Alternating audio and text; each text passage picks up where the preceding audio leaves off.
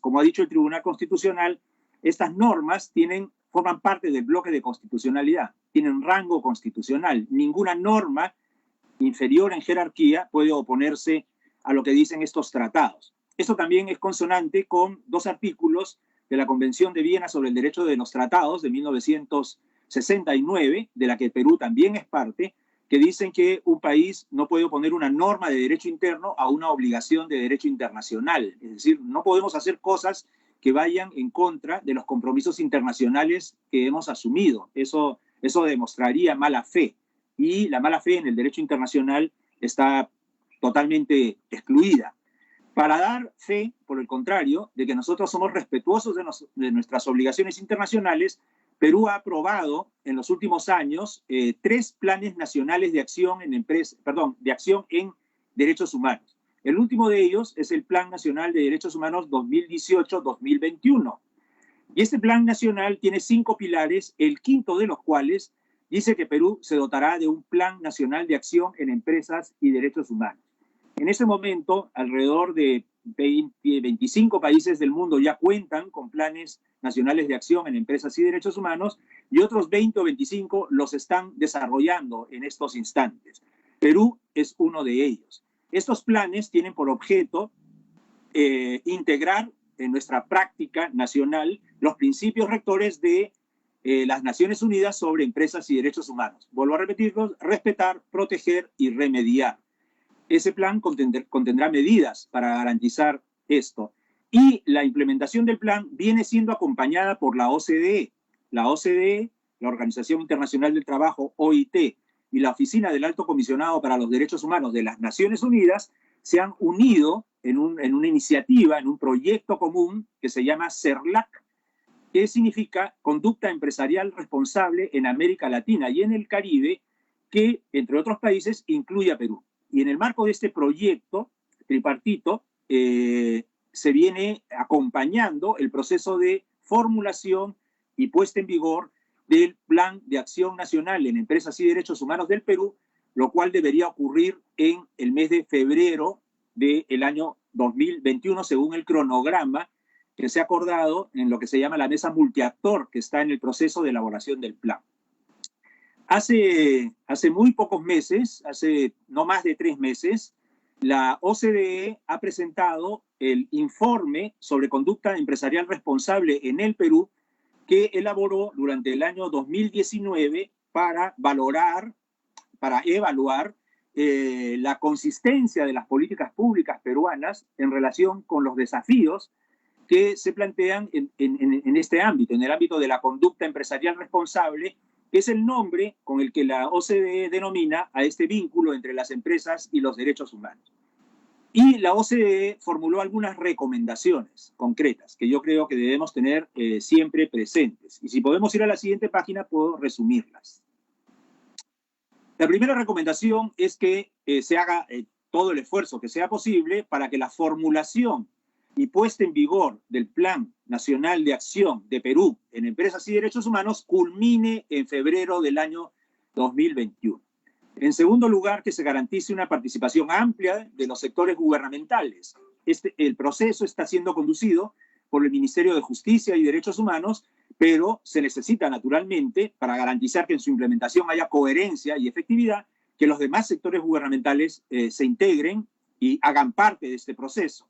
Estoy hablando del Ministerio de Economía y Finanzas, del Ministerio de Comercio, del Ministerio de Trabajo, del Ministerio del Ambiente, de todos los ministerios relacionados con los distintos ítems que yo mencioné y están en el cuadro que proyectamos antes, vinculados a las directrices de la OCDE sobre empresas multinacionales. En tercer lugar, que se tenga en cuenta la opinión y propuestas de todas las partes interesadas. Y en eso está el proceso. Es un proceso deliberativo, participativo y muy democrático que yo saludo, porque se está llevando a cabo en una forma apropiada, parte de unos diagnósticos elaborados por 5 de las mejores universidades del país, y está siendo complementado con el apoyo y el concurso técnico, no solamente de los distintos sectores del Estado, sino también de reconocidas organizaciones de la sociedad civil. En cuarto lugar, la OCDE recomienda que las medidas planificadas cuenten con recursos para su ejecución y que no pase lo que suele ocurrir o ha ocurrido en el pasado en Perú, que se aprueban planes que luego no están vinculados de ninguna manera con pliegos presupuestales o con recursos indispensables para poner en práctica las medidas que allí están previstas. ¿De qué sentido tiene el ejercicio de formular un plan de acción si al mismo tiempo no lo doto de recursos que permitan que se materialice lo que se ha previsto para cerrar nuestras brechas de cumplimiento, nuestras fallas en la implementación de nuestros compromisos internacionales? En quinto lugar, la OCDE plantea que este Plan Nacional de Acción en Empresas y Derechos Humanos se base en los compromisos de la Declaración sobre Empresas Multinacionales de la misma OCDE y que se garantice que el Punto Nacional de Contacto tenga un rol clave en la implementación de este plan. Todo esto está siendo tenido en cuenta por esta mesa multiactor en la que participa el Estado y también otras instituciones para aprobar este plan, y esperamos que así ocurra en febrero del año 2021. Si seguimos adelante, por favor, les muestro la carátula del estudio de la OCDE sobre políticas de conducta responsable que fue presentado públicamente internacionalmente hace muy poco tiempo, con participación de comentaristas incluso internacionales. Y si uno revisa el índice de este estudio, que es la guía sobre lo que tenemos que hacer para poder mostrar políticas públicas acorde con lo que la OCDE espera de nosotros, hay dos secciones relacionadas con los derechos humanos y con los derechos humanos laborales, que los tienen ustedes allí y van entre la página 25 y la 44. Revisando el informe, ustedes podrán ver el detalle de lo que voy a decir a continuación. Siguiente, por favor. ¿Cómo en la siguiente podemos ver cómo los países adecúan sus estándares, sus instituciones, su legislación y su práctica a lo que se espera de ellos en relación con las directrices de la OCDE sobre empresas multinacionales? La respuesta es muy sencilla: implementando programas nacionales de trabajo decente. La terminología trabajo decente es una terminología acuñada por la OIT para referirse a la implementación de estándares que tengan que ver con derechos y principios fundamentales de los trabajadores, que la OIT centró originalmente en 4 niveles. Uno primero que tiene que ver con la garantía del derecho de asociación sindical y negociación colectiva, puesto que este es un derecho bisagra que permite la mejora de todos los demás derechos. Si los trabajadores de manera colectiva pueden mejorar sus condiciones de empleo negociando con sus empleadores, esta mejora de sus condiciones de empleo redundará en el acceso de ellos a una mejora en sus condiciones de educación y de sus familias, de salud y de sus familias, de vivienda adecuada, de alimentación adecuada y todos sus demás derechos. Y la mejora de los derechos socioeconómicos de los trabajadores redunda en el conjunto de la sociedad, porque los trabajadores son la columna vertebral del consumo en el mercado interno. Entonces es natural que se entienda por qué es que se pone énfasis en proteger estos derechos. También el derecho a la no discriminación, el derecho a la prohibición del trabajo infantil y del trabajo forzoso. La OIT ha integrado también en esta visión de lo que son el trabajo decente, las condiciones equitativas y satisfactorias de empleo. Entonces, aprobar un programa nacional de trabajo decente es muy importante. Muchos países lo han hecho y Perú lo ha intentado en 2 oportunidades antes, el año 2004 y el año 2012. Incluso el año 2004 se aprobó una propuesta de Programa Nacional de Trabajo Decente, pero se frustró porque cambiaron al ministro y rápidamente encarpetaron la propuesta, no le dieron un centavo de recursos y nunca se implementó. El año 2012 ni siquiera se aprobó, se discutió con la OIT la propuesta, pero no se aprobó. Sin embargo, nuevas oportunidades aparecen y el año 2018 se negoció y acordó un acuerdo de cooperación bilateral entre la oficina de la Organización Internacional del Trabajo, la oficina regional para los países andinos de la OIT y el Ministerio de Trabajo y Promoción del Empleo peruano para implementar este programa nacional de trabajo decente. Infortunadamente, como suele ocurrir tantas veces, no se le dio recursos otra vez a esta iniciativa, ni se implementaron muchas de las medidas que estaban ahí previstas en los plazos contemplados, y quedó ahí. Sin embargo, durante la gestión de la exministra Silvia Cáceres, en febrero de este año 2020, se aprobó una resolución ministerial, la número 060-2020-TR, creando un grupo de trabajo multisectorial de naturaleza temporal que está encargado de formular la política nacional de empleo decente. Distingamos claramente que la política nacional son los lineamientos estratégicos a largo plazo y que el programa nacional de trabajo decente es la materialización de la política en el corto plazo. Corto plazo, estoy hablando de un par de años. Medidas de corto plazo, 6 meses, término medio y máximo 2 años. Eso es normalmente un programa nacional de trabajo decente. El plazo para que este grupo de trabajo multisectorial formulara su propuesta de política vencerá este 20 de septiembre, en muy pocos días.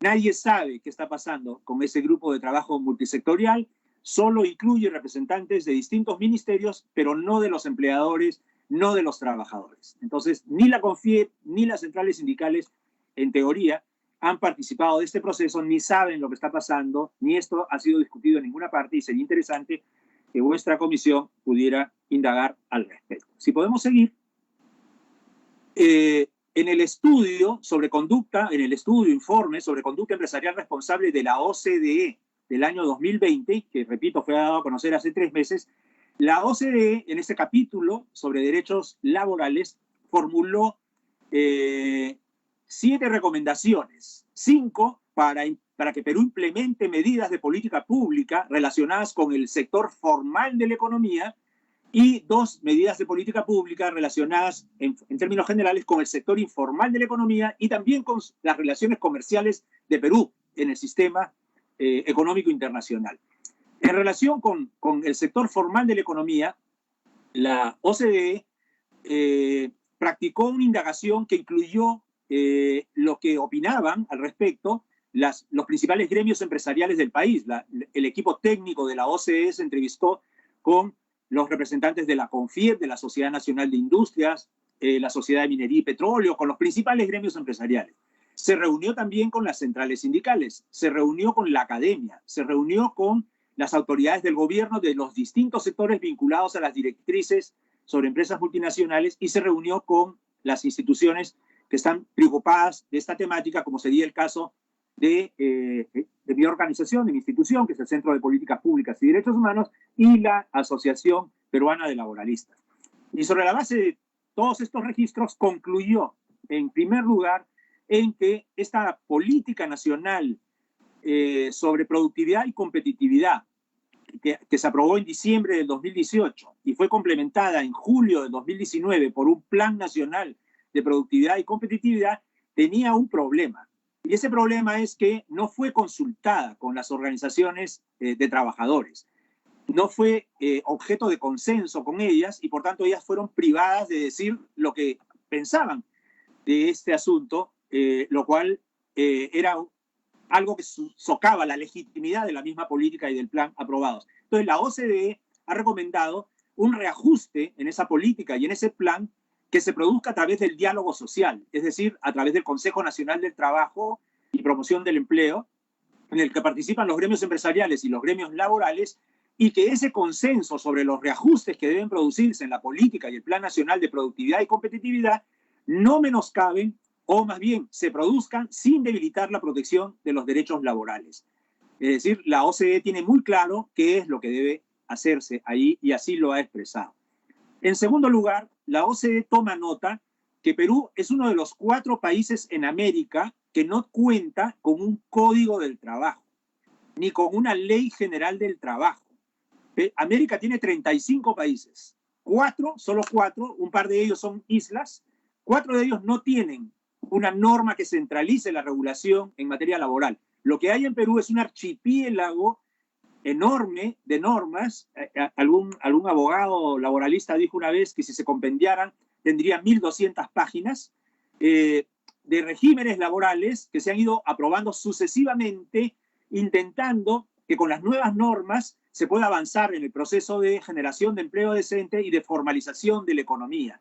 Así se han aprobado desde, por ejemplo, 1978, normas como el Decreto Ley 23.492, que se refiere a la Ley de Promoción de las Exportaciones No Tradicionales, que promueve la contratación a plazo temporal de manera indefinida, el régimen especial de promoción de la agroindustria, que incluye un régimen laboral con menores derechos que en el régimen común, el régimen especial de las micro y pequeñas empresas, que ha sido modificado hasta en 4 oportunidades, siempre reduciendo el ámbito de acceso a los derechos que están en el régimen laboral común, aunque con poco éxito, porque menos del 7 u 8% de las microempresas se inscribieron en ese régimen, lo que sugiere que ese no era el problema no son los derechos laborales, o el propio régimen de las trabajadoras del hogar, que este Congreso honrosamente acaba de modificar para establecer un estándar no discriminatorio en el acceso a los derechos laborales.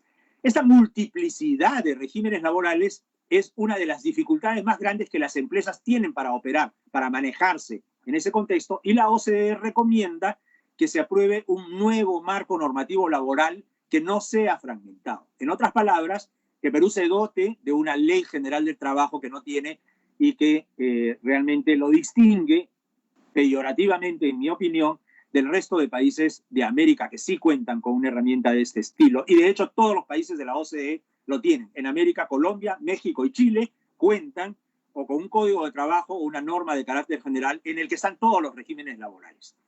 En tercer lugar, la OCDE dice que tenemos que adoptar medidas cuantificables para reducir el trabajo infantil y forzoso, erradicar la discriminación en el empleo y las violaciones de los derechos sindicales.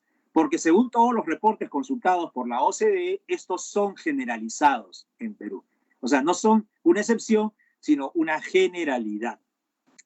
De lo que da cuenta, y esto tiene que ver con la cuarta recomendación, de la necesidad de identificar cuáles son los problemas institucionales que impidan que estas violaciones se produzcan de manera tan masiva o sistemática.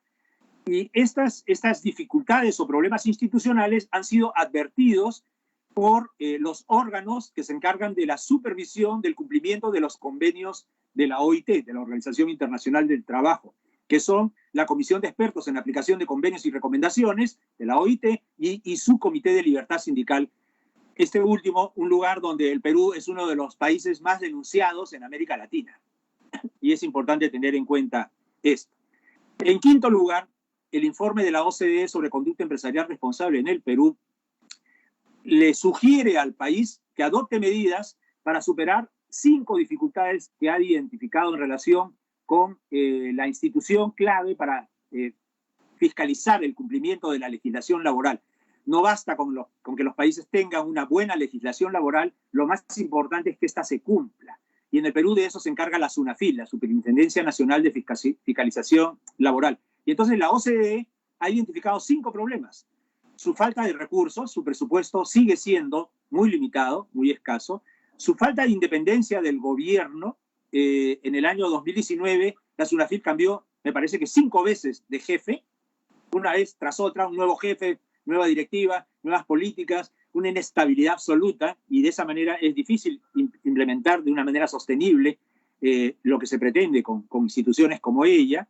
Su falta de independencia de las empresas, lo ha dicho la OCDE, su limitado poder de sanción y su falta de autoridad. Estos 5 aspectos tienen que ser superados a través de medidas concretas que el Perú debe exhibir ante la OCDE. Y por último, la OCDE, en el ámbito del sector formal de la economía, recomienda remover los impedimentos jurídicos específicos que limitan el reconocimiento del derecho a la libertad de asociación y negociación colectiva.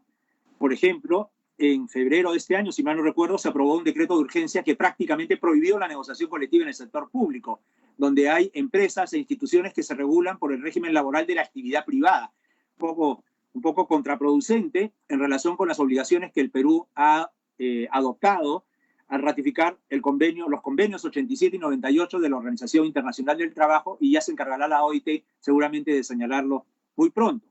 Y entonces la OCDE plantea que adopte medidas para superar esto. Si podemos ir a la siguiente, para avanzar un poco más rápido. Tenemos que la OCDE ha planteado 2 medidas relacionadas con el empleo en el sector informal. Y en primer lugar ha pedido revisar el marco normativo aplicable a las micro y pequeñas empresas. Las micro y pequeñas empresas, porque como la política y el Plan Nacional de Competitividad aprobados en diciembre del 2018 y julio del 2019 reconocen, muy pocas empresas elegibles lo están usando. Y esto tiene que ver con algo que el Ministerio de Trabajo en su estrategia sobre formalización laboral de los años 2018 a 2021, o sea, está en vigor y concluye este año, ha señalado, que es que los propios micro y pequeños empresarios no acusan a los derechos laborales como su principal dificultad. Por el contrario, lo ponen en un lugar muy relegado. Sus principales dificultades tienen que ver con las limitaciones en la demanda en el mercado interno, con la falta de sus dificultades para acceder al crédito, a la asistencia técnica, a las compras estatales, a sus dificultades en términos de barreras de formalización o de regularización por parte de las municipalidades. Solo muy atrás aparecen el costo de los derechos laborales. Y sin embargo, muchas de las políticas laborales implementadas en el Perú y estos regímenes como el de la micro y pequeña empresa han puesto eso por delante como si esa fuera la razón. Y la prueba de que no lo es que muy poquitas micro y pequeñas empresas se acogieron a ese régimen para formalizarse, porque no lo veían como útil en ese aspecto. Lo segundo que dice la OCDE es que en el sector formal de la economía hay un sector informal que está actuando. Se calcula que más del 20% de las empresas del sector formal de la economía tienen trabajadores fuera de planilla. Esos son los trabajadores informales. Los trabajadores que por estar fuera de la planilla no pueden acceder a la protección social que da la legislación laboral. Casi 20% en el sector público y en el sector privado. Ayer el presidente de la República, el señor Vizcarra, ha reconocido públicamente que más de 40.000 servidores públicos, trabajadores del Estado, están contratados con órdenes de servicio, es decir, ligados a contratos civiles de locación de servicios y no a la legislación laboral que es propia de quien está trabajando para alguien, en este caso para el Estado. Entonces, esa informalidad laboral en el sector público y privado tiene que corregirse haciendo que las empresas públicas y privadas adopten protocolos de debida diligencia que fiscalicen, verifiquen que en toda su cadena de valor, su cadena de suministro, se están respetando las reglas formales. El Estado con sus proveedores, las empresas grandes con sus empresas proveedoras de insumos, bienes y servicios. Por último, la OCDE le recomienda al Perú afrontar la informalidad promoviendo que sus relaciones comerciales integren estas obligaciones de respeto, protección y remediación contenidas en las directrices de la OCDE ajustadas a los principios rectores de Naciones Unidas sobre empresas y derechos humanos. Vamos a ver en términos prácticos qué significa esto. Podemos seguir a la siguiente, por favor.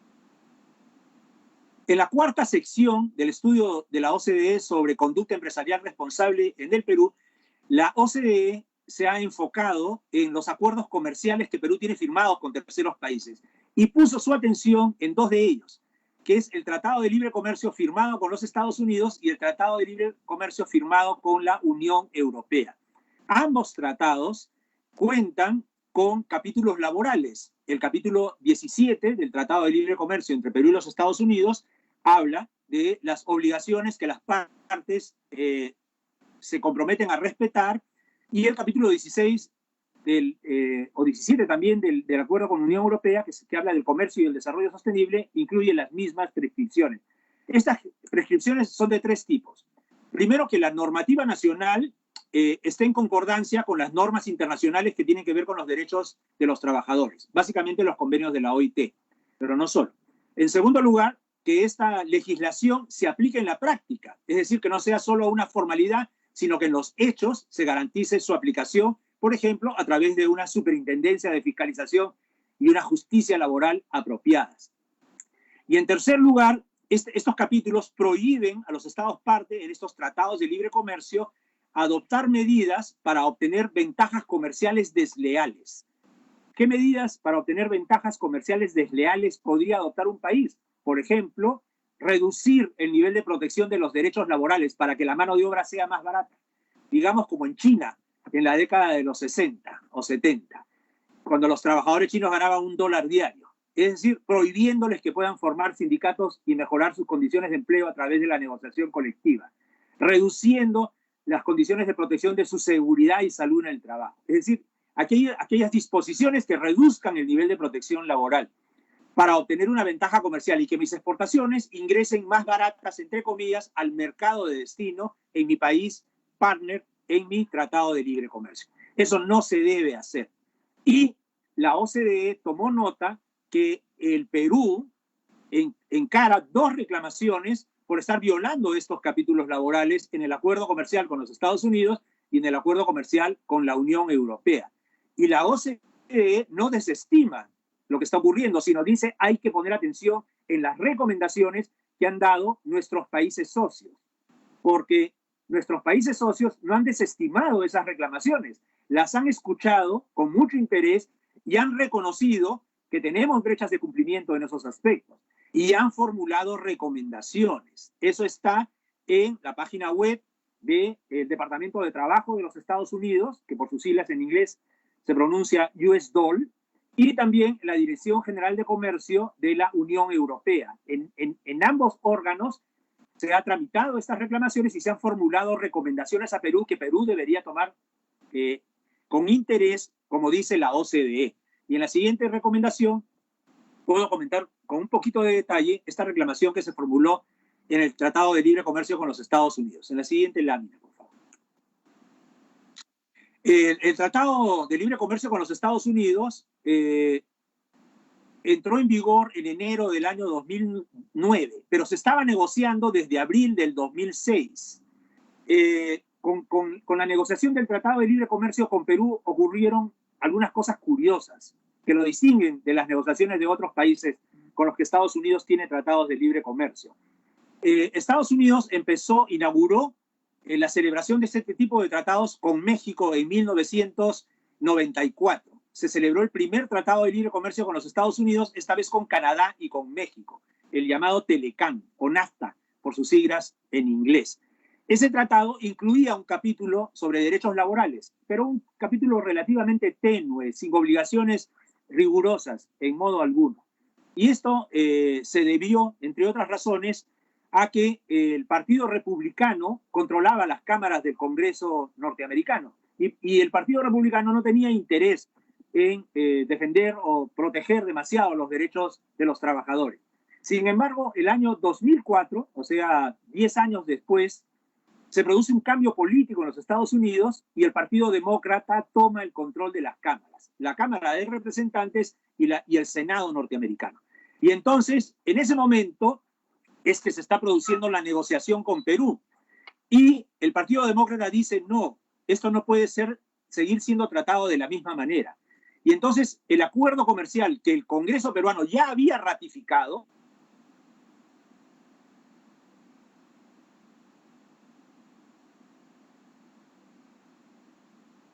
y se en las cláusulas laboral y ambiental.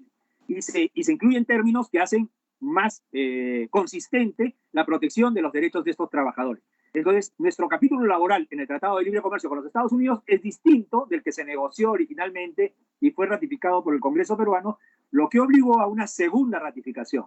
El TLC con los Estados Unidos fue ratificado por Perú 2 veces y entró en vigor el año 2009. En la siguiente lámina podemos ver que las infracciones que se acusaron cuando se presentó la queja contra Perú en Washington, porque esto fue presentado en Washington, por infringir el capítulo laboral del Tratado de Libre Comercio con los Estados Unidos. En primer lugar, esta problemática de los contratos temporales ligados a la exportación.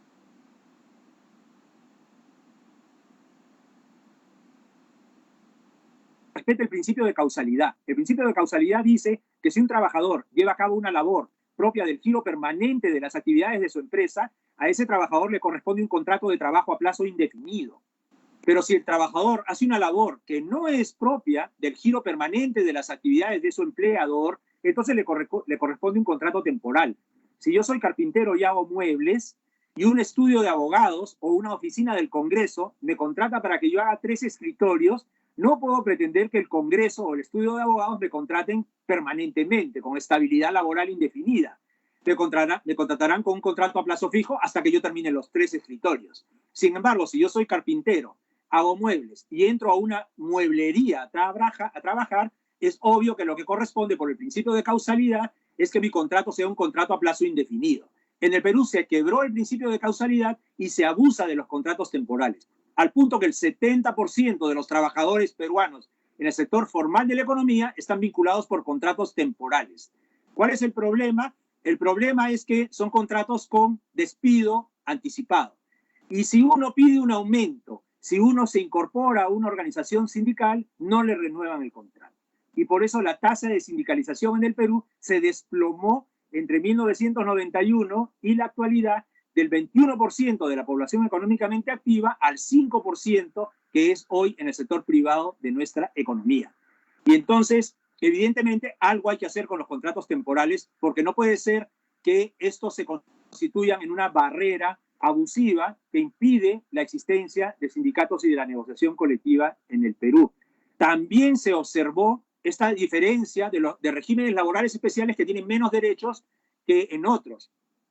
¿Qué explica que un trabajador de la agroindustria en Ica, que hace lo mismo que hace un trabajador en otra actividad económica en cualquier otro lugar del país, no goce de los mismos derechos? No lo explica nada. Hay una diferencia de trato que no tiene una justificación. El Tribunal Constitucional dijo en relación con la ley de promoción de la agroindustria que reconocía que había un trato diferenciado y que no todo trato diferenciado era inconstitucional. Para ser discriminatorio tenía que carecer de una fundamentación objetiva. Y se dijo entonces que esa fundamentación constitucional era la promoción de un trabajo decente, de la formalización de la economía. Es posible que se hayan logrado avances importantes en la formalización de la economía por la contratación de muchos trabajadores bajo este régimen, pero de trabajo decente es difícil que se pueda hablar, porque esos trabajadores viven con ingresos que están debajo de lo que les correspondería y ciertamente muy por debajo de los derechos que obtienen los trabajadores que sí pueden contar con sindicatos. En toda la región de Ica, donde hay 350.000 trabajadores operando en la agroindustria, solo hay 3 sindicatos. 3. 1, 2 y 3. No hay más. De modo tal que esos trabajadores, esos 350.000 trabajadores, dependen en la mejora de sus condiciones de empleo de la buena voluntad de sus empleadores. Si amanecen de buen humor, quién sabe, les aumenten alguito. Si no, como ha ocurrido durante todos los años pasados, no les aumentarán nada y las grandes ganancias que obtienen estas empresas nunca se trasladarán, nunca se redistribuirán al bolsillo de los trabajadores. Entonces, esto es otro problema que se advirtió y se señaló. Y por último, que hay un sistema de protección ineficaz. La inspección del trabajo en el Perú no cuenta con inspectores suficientes. Tenemos alrededor de 800 inspectores de trabajo. No todos ellos cuentan con todas las facultades para garantizar la aplicación de la ley. Algunos de ellos no son inspectores que no son titulares y por tanto no pueden inspeccionarlo todo. Y además la OIT dice que necesitaríamos al menos 2.000 y tenemos solo 800. Hasta hace muy poco tiempo solo había intendencias regionales de la SUNAFIL en 20 de las 25 regiones del país, es decir, no en todo el país. Recién estamos avanzando en esa dirección, falta mucho por hacer. Se ha aprobado una nueva ley procesal del trabajo, pero hoy día está ocurriendo lo mismo que ocurría antes. Yo pongo una demanda laboral y me dan audiencia dentro de un año, porque no les han dado recursos para operar adecuadamente a la justicia laboral. En la siguiente podemos ver qué es lo que dijeron los Estados Unidos al respecto. Todo lo que yo digo lo pueden ustedes confrontar con la página web de estas instituciones. El estudio de la OCDE pueden mirarlo. Yo no estoy inventando nada. Estoy diciendo lo que ahí dice. Y lo que voy a decir ahora está en la página web de la Oficina de Asuntos Comerciales y Laborales, de la Oficina de Asuntos Laborales Internacionales del Departamento de Trabajo de los Estados Unidos. Las quejas contra Perú por violar ese capítulo laboral fueron interpuestas en julio y en agosto del 2015. La primera por las centrales sindicales peruanas y sus pares norteamericanos y la segunda por el Sindicato de Inspectores de Trabajo de la SUNAFIL. Y esta queja, si vamos a la siguiente imagen, se basó en las observaciones que yo he estado mencionando. ¿Qué es lo que dijeron los Estados Unidos al respecto? Lo que tienen ustedes en pantalla, no lo que digo yo, no lo que yo dije antes. La renovación indefinida de contratos a plazo fijo posibilitada por el Decreto Ley 22342 impacta negativamente en el ejercicio de las libertades de asociación y negociación colectiva en el sector de la exportación no tradicional y eso viola los compromisos contraídos por Perú en el marco del capítulo 17 del Tratado de Libre Comercio celebrado con los Estados Unidos de Norteamérica. El Estado peruano viene fallando en su obligación de hacer cumplir su propia legislación laboral en el sector de la exportación no tradicional y en la agroindustria con respecto a la libertad de asociación, negociación colectiva y condiciones de trabajo aceptables. No lo digo yo, lo dice el Departamento de Trabajo de los Estados Unidos. Si vamos adelante, por favor. Para superar esta problemática, los Estados Unidos recomendaron a Perú las siguientes 6 medidas que están en pantalla y que yo ya no voy a detallar para no consumir más de su valioso tiempo, pero que todavía están pendientes. Algo se ha hecho, pero siguen pendientes muchas de ellas. Y la OCDE está diciendo que las miremos con atención, que si queremos ser parte de la OCDE, nosotros no podemos exhibir estas fallas. Que los países de la OCDE y sus políticas públicas, que son las mejores en el mundo, no admiten países que no puedan exhibir estándares similares. Y estos son algunos de los estándares que tienen que ser mejorados para que Perú pueda ingresar a la OCDE. Si pasamos a la siguiente lámina, quisiera volver a este punto final que mencioné cuando la OCDE se refería a las recomendaciones para avanzar en los procesos de mejora de la calidad de nuestro empleo y de la formalización de la economía. Y ahí la OCDE dijo que Perú debería ser más proactivo en la inclusión de consideraciones sobre conducta empresarial responsable en sus acuerdos comerciales y de inversión, con el fin de incluir sistemáticamente disposiciones relacionadas con esta conducta empresarial responsable y o cláusulas sobre esta materia en sus acuerdos comerciales y tratados de inversión. Es decir, cuando Perú negocie un acuerdo comercial o un tratado de inversión con un tercer país, debe tratar de incluir en ese tratado cláusulas para garantizar la conducta empresarial responsable. En la siguiente lámina pongo un ejemplo de ello. En todos los países pasan periódicamente, cada 3 años, normalmente, por lo que se llama el examen periódico universal, que es un examen que se produce en el Consejo de Derechos Humanos de las Naciones Unidas en Ginebra, normalmente el mes de noviembre, octubre-noviembre de cada año. Perú pasó por este examen periódico universal donde da cuentas de lo que ha hecho respecto de todos los tratados internacionales de derechos humanos que ha ratificado, lo que ha hecho, lo que no ha hecho, en el año 2017. Y los demás países, que son 56, que forman parte del Consejo de Derechos Humanos de las Naciones Unidas, le formulan recomendaciones a Perú.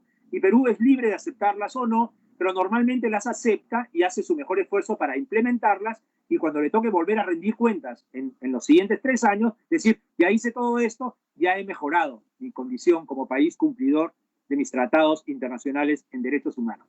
Pues bien, el año 2018, China, la República Popular China, pasó su examen periódico universal en el Consejo de Derechos Humanos de las Naciones Unidas. Y 4 países del mundo, entre los cuales estaba Perú, pero también Ecuador, le formularon a China una recomendación. Señores del gobierno de la República Popular China, tomen medidas en sus acuerdos comerciales para impedir que sus empresas afecten los derechos humanos en terceros países. Esto lo dijo Perú seguramente con la plena conciencia de que los estándares de algunas de las empresas chinas que operan en Perú no son siempre satisfactorios en materia de respeto a los derechos humanos, laborales o ambientales. Los recientes conflictos con la minería en Las Bambas, en el sur del país, hablan bastante de eso. Los conflictos que periódicamente ocurren en el caso de la empresa Shougang en Marcona, también hablan de lo mismo, o el proyecto Toromocho en Morococha, hablan de empresas chinas que no necesariamente están ajustando su comportamiento a los estándares de conducta empresarial responsable que la OCDE recomienda que Perú promueva y respete. Y entonces Perú formuló esta recomendación al gobierno de la República Popular China en octubre, noviembre del año 2018, y China aceptó la recomendación. Increíble, pero cierto. Aceptó la recomendación. Y este es un dato importante porque en marzo-abril del año pasado, 2019, Perú y China, a pedido de China, empezaron la renegociación de su acuerdo comercial que cumplía 10 años de vigencia. El Tratado de Libre Comercio entre Perú y China entró en vigor el año 2009 y en 2019 cumplió 10 años. Entonces China le propuso a Perú renegociarlo para incluir nuevas materias. Y nosotros, y hablo en primera persona ya como el Centro de Políticas Públicas y Derechos Humanos, pero muchas otras instituciones, incluso a nivel global, le pedimos al gobierno peruano y al gobierno chino que incluyan en este nuevo acuerdo comercial una cláusula de protección de los derechos laborales y de los derechos ambientales como la que Perú ya tiene, o sea, no es nada que Perú no tenga, en su tratado comercial con los Estados Unidos, en su tratado comercial con la Unión Europea y también en su tratado comercial con Canadá. Entonces, para Perú no es ninguna dificultad incorporar un capítulo como este y no lo debería ser para China porque como en el trabajo que ustedes tienen a la vista y que puedo compartir con ustedes en su versión PDF, si les parece apropiado, se expone toda la fundamentación jurídica de por qué China no debería oponerse. Tanto porque China ha ratificado muchas normas internacionales que así la obligan, como porque China en los últimos 5 años ha aprobado un conjunto de directrices en materia laboral, ambiental y en relación con la actuación de sus empresas y de su sistema de financiamiento al desarrollo que incorporan estos estándares. Entonces no tendría o no debería tener ninguna dificultad para incorporarlo en su acuerdo comercial con Perú, como lo está recomendando la OCDE. Y por esa razón es que yo lo menciono. Si podemos pasar a la última lámina de mi presentación, quisiera resumir entonces lo que he mencionado y cuáles serían los pasos que deberían darse para hacer realidad estas recomendaciones que la OCDE ha formulado en su estudio o informe sobre conducta empresarial responsable en Perú. En primer lugar, asegurar la implementación efectiva de las directrices de la OCDE para empresas multinacionales, en todos los aspectos que están registrados en el primer o segundo cuadro de esta presentación. En segundo lugar, implementar de manera efectiva las recomendaciones del informe sobre conducta empresarial responsable en el Perú de la OCDE, que yo pediría a esta ilustre comisión del Congreso revisar y ver la manera de hacerle un seguimiento, para que no queden ahí y pase lo que normalmente pasa, que es que no se escuchan estas recomendaciones. Y en este caso eso tiene un costo. Si nosotros ignoramos las recomendaciones de la OCDE, no esperemos mañana que la OCDE nos reciba con los brazos abiertos. Eso no va a ocurrir. En tercer lugar, implementar oportuna, efectivamente y con recursos suficientes, ojo con el presupuesto del año 2020-21, que debería incluir alguna partida para garantizar que sí sea, el Plan Nacional de Acción en Empresas y Derechos Humanos. Creo que esta comisión, por ejemplo, podría pedirle algún informe al Ministerio de Justicia y Derechos Humanos que está conduciendo ese proceso sobre qué requerimientos presupuestales mínimos harían falta para que ese plan se pueda empezar a implementar en febrero de 2021, como al parecer se ha acordado y la OCDE está pidiendo que se haga. En cuarto lugar, diseñar e implementar con la participación de los empleadores y los trabajadores un programa nacional de trabajo decente. El gobierno peruano, a través de su Ministerio de Trabajo, ya firmó un acuerdo con la OIT en agosto del 2018. Hay que implementar ese acuerdo integrando las recomendaciones de la OCDE. El acuerdo ya está firmado, solo falta implementarlo. Hay que preguntarle al Ministerio de Trabajo qué va a hacer al respecto. Nosotros nos hemos reunido, yo en particular, con el director regional de la OIT y él nos ha compartido la voluntad y disposición de la OIT para acompañar este proceso de la mejor manera. En quinto lugar, hay que atender las recomendaciones del Departamento de Trabajo de los Estados Unidos y de la Dirección General de Comercio de la Unión Europea en relación a las quejas que están pendientes por la violación de los capítulos laborales de los tratados de libre comercio con Estados Unidos y la Unión Europea, y también implementar las recomendaciones de los órganos de supervisión de cumplimiento de la OIT, que son la Comisión de Expertos en Aplicación de Convenios y Recomendaciones, CEARC, y el Comité de Libertad Sindical de la misma organización. Por último, también habría que ver que el gobierno de Perú incluya en su negociación con el gobierno chino la inclusión de esta cláusula socioambiental que la OCDE está recomendando, que Perú ya tiene en otros tratados y que no existen razones jurídicas para que China no considere apropiado incluirlas. Es simplemente hacer la gestión y el esfuerzo para que así ocurra. Estimados congresistas, les agradezco mucho su paciencia, su atención. Espero no haber sido demasiado extenso y quedo a su disposición para absolver cualquier pregunta que tengan sobre la materia que acabo de tratar. Muchas gracias. Gracias. ¿Algún miembro de algún congresista que desee formular alguna pregunta a nuestro invitado, por favor, a través de chat? Asimismo, secretaria técnica, tomar la asistencia del congresista Robinson Yupio, que lo ha hecho a través del chat. ¿Algún congresista que desee intervenir?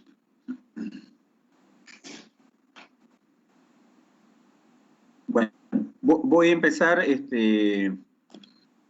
formulando, señor Javier, algunas preguntas. Las voy a centralizar por temas para que de alguna manera usted nos pueda seguir ilustrando de la manera tan eficaz que lo ha hecho en su exposición. Con relación a como un primer tema, señor Javier, con relación a la incorporación del Perú a la OCDE, la siguiente pregunta: ¿cuál es su opinión con respecto a este proceso? ¿Sería beneficioso para el Perú? Desde el punto de vista laboral, ¿considera usted que traerá beneficio para los trabajadores? Y como última pregunta en este tema, ¿cuáles son los estándares laborales que debemos alcanzar para incorporarnos a la OCDE? Ese sería un primer tema, planteando las preguntas que le he señalado al señor Javier Mujica.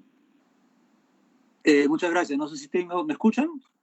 Sí, perfectamente. Ya.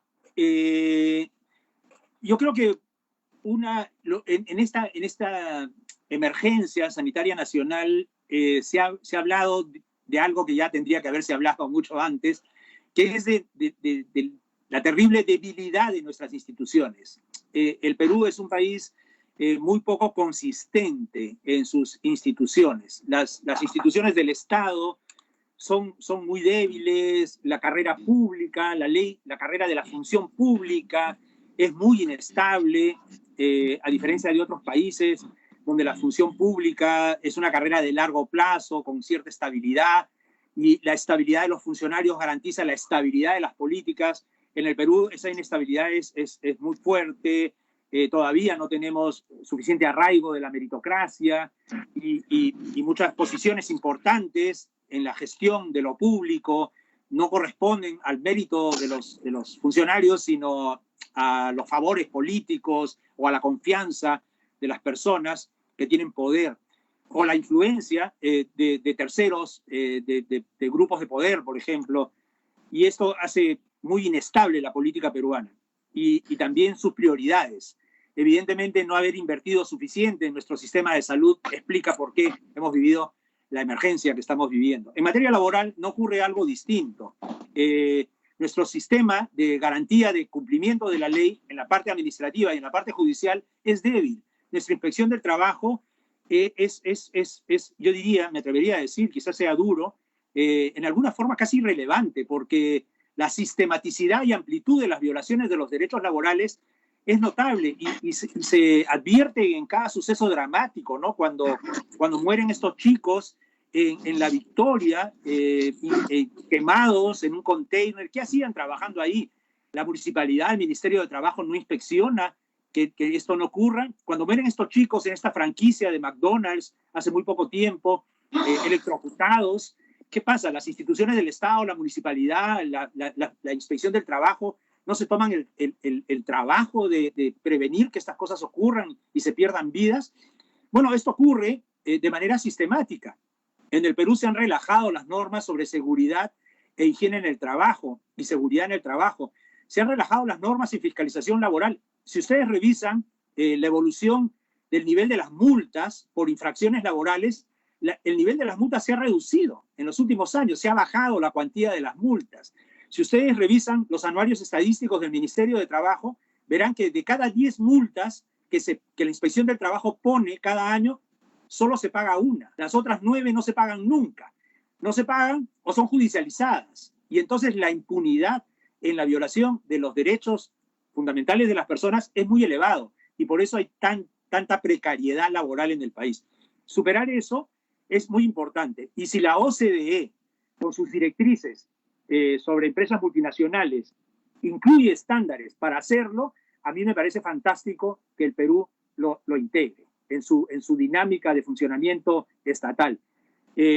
Si entrar a la OCDE va a significar que Perú tenga instituciones más sólidas, en buena hora, eso sería fantástico. Y estoy seguro que como reflejo de eso, la situación del ejercicio de los derechos laborales y su propia consistencia con nuestras obligaciones internacionales mejorará sustantivamente y los trabajadores tendrán motivos para agradecerlo.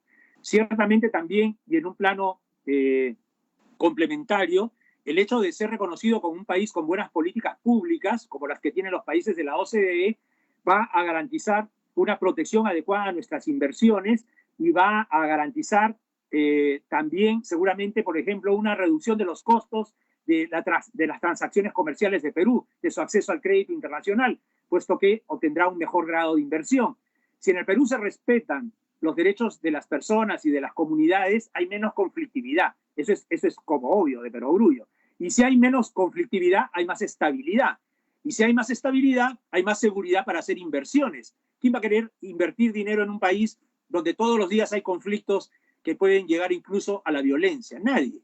En un país donde las reglas se respetan y se hacen cumplir las normas y se protegen los derechos de los trabajadores y los trabajadores pueden sindicalizarse y negociar colectivamente y mejorar sus ingresos y sus condiciones de empleo y consumir más en el mercado interno, hay un círculo virtuoso de la economía. Si los trabajadores compran más, va a haber necesidad de venderles más. ¿Y quién les va a vender más? Se necesita crear empresas que produzcan los bienes y servicios que esos consumidores necesitan. Y entonces se va a generar más empleo y más trabajadores y más consumidores y pagar más impuestos.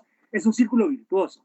Si en el Perú se implementaran las directrices de la OCDE sobre empresas multinacionales y se respetaran todos los aspectos que ellas contemplan, entonces todos viviríamos mejor y eso sería muy bueno para los trabajadores. No sé si he respondido a la pregunta, pero creo que es clave. Sí, perfectamente, señor Javier Mujica. Como un segundo tema, quería plantearle lo siguiente. Como miembros, nuestro país de la Alianza del Pacífico, en la actualidad México, Chile y Colombia ya son miembros de la OECD. Únicamente falta nuestro país. Pregunta, señor Javier Mujica. ¿Considera que esta situación beneficia o perjudica al Perú en nuestro proceso de incorporación? Y segunda pregunta, ¿cree usted en la Alianza del Pacífico esta situación nos podría afectar? No. A ver, me parece que son dos cosas completamente diferentes. La Alianza del Pacífico no es una organización internacional. La Alianza del Pacífico es, como su nombre lo indica, es una alianza política entre países que se sienten identificados con una determinada manera de gestionar la economía y las relaciones económicas internacionales. Recordemos el momento en el que aparece la Alianza del Pacífico en América, y esto tiene que ver con dos procesos que van concurriendo de manera paralela. Hay países que están alineados con las políticas que se denominan del consenso de Washington, las políticas económicas liberales o neoliberales, como se las ha denominado, promovidas por las agencias financieras multilaterales que tienen sede en Washington, de ahí su nombre de consenso de Washington, el Fondo Monetario Internacional, el Banco Mundial, el propio Banco Interamericano de Desarrollo, que son políticas que llamaríamos ortodoxas desde el punto de vista económico. Y por otro lado, hay países que decidieron soberanamente implementar políticas heterodoxas, distintas a las del consenso de Washington, con matices, porque no son para nada iguales. Pero podríamos ir desde extremos más radicales, en un lado, como Cuba, Venezuela, Nicaragua, modelos más intermedios, como El Salvador, Argentina, qué sé yo, que no están alineados. Entonces, Estados Unidos promovió, acompañó la formación de la Alianza del Pacífico, precisamente para contrarrestar la mala influencia, entre comillas, de estos países que se apartaban del libreto ortodoxo. Y además para impulsar sus propios planes de integración. La mayor parte de los países de la Alianza del Pacífico, si no todos, han firmado tratados de libre comercio con los Estados Unidos. Los países de la Alianza del Pacífico han acompañado los procesos de negociación del Tratado Transpacífico con los demás países del resto del mundo que están implicados en esas negociaciones. Tienen una lógica diferente. La OCDE no es una alianza política, es una alianza institucional internacional. La OCDE es un organismo internacional que destaca, precisamente para decirlo muy en resumen, por acoger en su seno a países que pueden exhibir políticas públicas consistentes y congruentes y eficaces para relacionar de una manera armoniosa el crecimiento económico con el desarrollo social. Ese es el foco de la OCDE, vincular crecimiento económico, prosperidad, con desarrollo económico y social, derechos humanos, en otras palabras. Entonces, hay que notar que efectivamente México, Colombia y Chile, los socios de Perú en la Alianza del Pacífico, son también miembros de la OCDE y son países que además los tres cuentan ya con planes nacionales de acción en empresas y derechos humanos. De hecho, Chile ha empezado hace muy pocos días la discusión amplia, abierta, con la participación de la sociedad civil, de su segundo plan de acción nacional en empresas y derechos humanos, porque Chile quiere estar bien con la